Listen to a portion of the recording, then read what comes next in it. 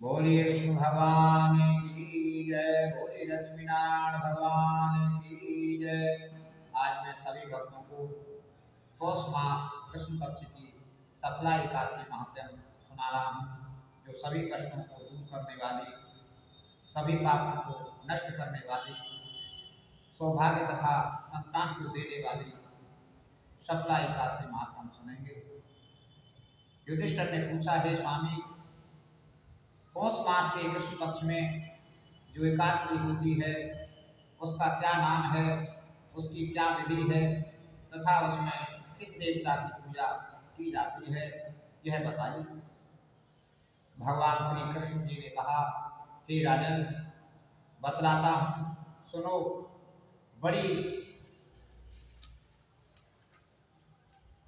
बड़ी दक्षिणा वाले यज्ञों से भी मुझे उतना संतोष नहीं होता जितना एकादशी व्रत के अनुष्ठान से होता है।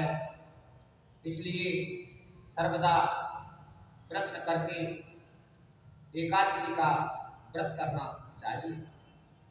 पौष मास के कृष्ण पक्ष में सफला नाम की एकादशी होती है। उस दिन पूर्वोक्त विधान से ही विधि पूर्वक भगवान नारायण की पूजा करनी चाहिए।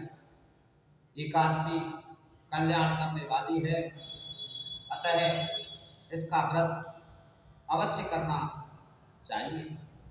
जैसे नागों में शेषनाग, पक्षियों में गरुड़ जी, देवताओं में श्री विष्णु भगवान तथा मनुष्यों में ब्राह्मण श्रेष्ठ है, उसी प्रकार संपूर्ण व्रतों में एकादशी तिथि का व्रत श्रेष्ठ है। हे राजन, सफला एकादशी को नाम मंत्रों का उच्चारण करके फलों के द्वारा भगवान श्री हरि का पूजन करें। नारियल के फल, सुपारी, बिजौरा नींबू, जमीरा नींबू, अनार, सुंदर आंवला, लौंग, बेर तथा विशिष्ट आम के फलों से देव देवेश्वर भगवान श्री हरि की पूजा करनी चाहिए।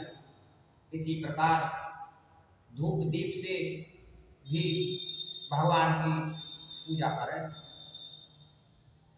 सफला एकादशी को विशेष रूप से दीपदान करने का विधान है। रात को वैष्णव पुरुषों के साथ जागरण करना चाहिए। जागरण करने वाले को जिस फल की प्राप्ति होती है वह हजारों वर्ष तपस्या करने से भी नहीं मिलती। हे राजन, अब सफला एकादशी की शुभ कारणी कथा सुनो। चंपावती नाम से विख्यात एक पुरी है, जो कभी राजा माहिष्मत की राजधानी थी। राजऋषि माहिष्मत के 5 पुत्र थे। उनमें जो बड़ा था वह सदा पाप कर्म में ही लगा रहता था, पर स्त्रीगामी और वैश्यासक्त था। उसने पिता के धन को पाप कर्म में ही खर्च किया। वह सदा दुराचार परायण तथा ब्राह्मणों का निंदक था। वैष्णवों और देवताओं की भी हमेशा बुराई करता था। अपने पुत्र को ऐसा पापाचारी देखकर राजा माहिष्मत ने राजकुमारों में उसका नाम लुब्बक रख दिया। फिर पिता और भाइयों ने मिलकर उसे राज्य से बाहर निकाल दिया।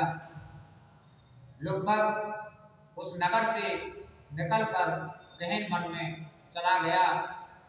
वहीं रहकर उस पापी ने प्राय समूचे नगर का धन लूट लिया।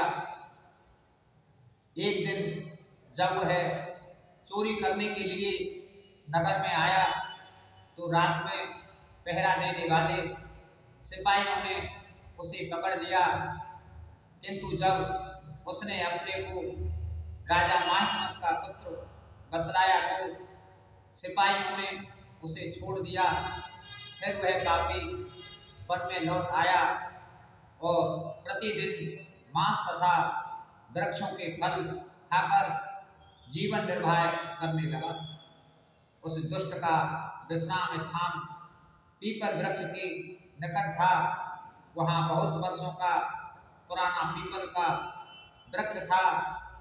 उस वन में वह वृक्ष एक महान देवता माना जाता था। पाप बुद्धि लुब्बक वहीं निवास करता था। बहुत दिनों के पश्चात एक दिन किसी संचित पुण्य के प्रभाव से उसके द्वारा एकादशी के व्रत का पालन हो गया। पौष मास में कृष्ण पक्ष की दशमी के दिन पापिष्ट लुम्बक ने वृक्षों के फल खाए और वस्त्रहीन होने के कारण रात भर जाड़े का कष्ट भोगा। उस समय ना तो उसे नींद आई और ना आराम ही मिला। वह निष्प्राण सा हो रहा था।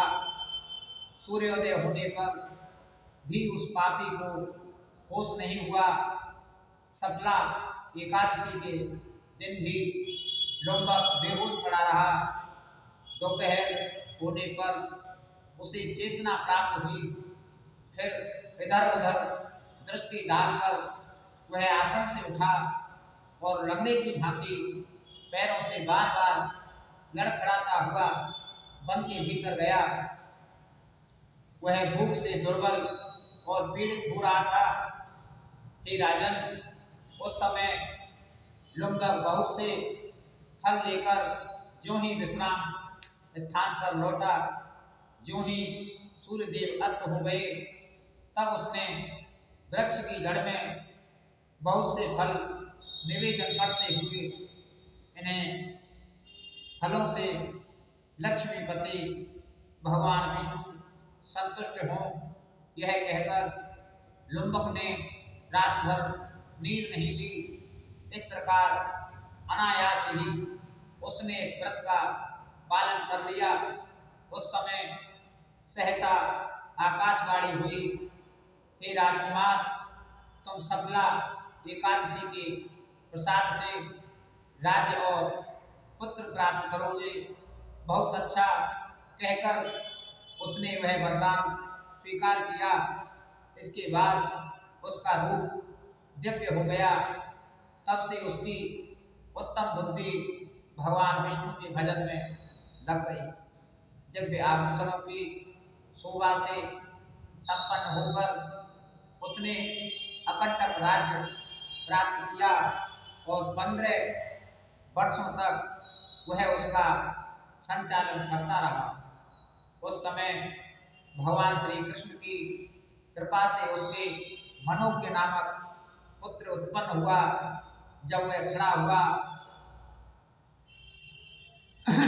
जब वह बड़ा हुआ तब लुम्बक ने तुरंत ही राज्य की ममता छोड़कर उसे पुत्र को सौंप दिया और वह भगवान श्री कृष्ण जी के समीप चला गया, जहाँ जाकर मनुष्य कभी शोक में नहीं पड़ता।